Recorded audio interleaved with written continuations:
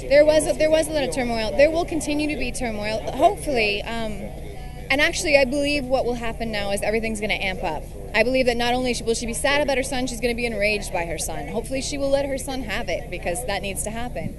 I think that everything we were curious about and the questions that we have as like fans going, why, those will be answered, and then we can go on from there, which I think is going to heighten the drama. I think it's going to heighten the relationships with other people. It's going to make it one of those shows where you feel pulled in and you're not quite sure who to root for, but then you get on this team and then you're massively disappointed, and I think that all of that will happen, and we'll discover how truly evil Anna is, and you can tell her that I said that.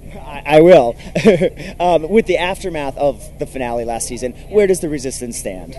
Well, I mean, they scored a major blow, but they took a lot of damage. I mean, we lost Ryan, we think.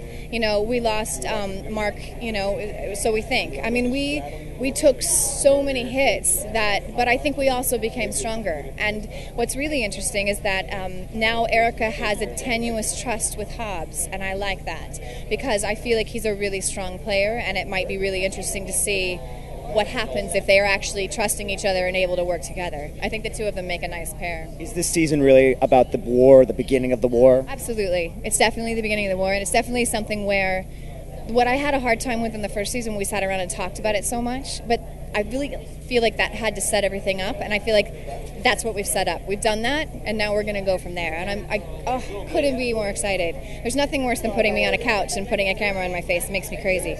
So I kind of just like to get in there and do things.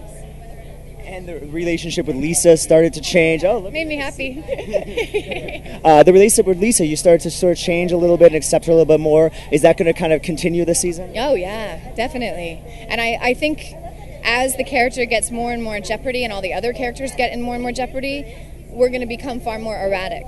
There's not going to be that thing where we're all kind of smooth and we just do this, because that was really interesting, kind of, but I think it's going to be far more interesting to have us all be very jagged for different reasons. Ryan is jagged, Erica will be jagged, things will happen that will tear their worlds apart, and as sad as that is for human beings, it's really good for characters. Different alliances will form. Different alliances will form, some people will fall, some people will grow.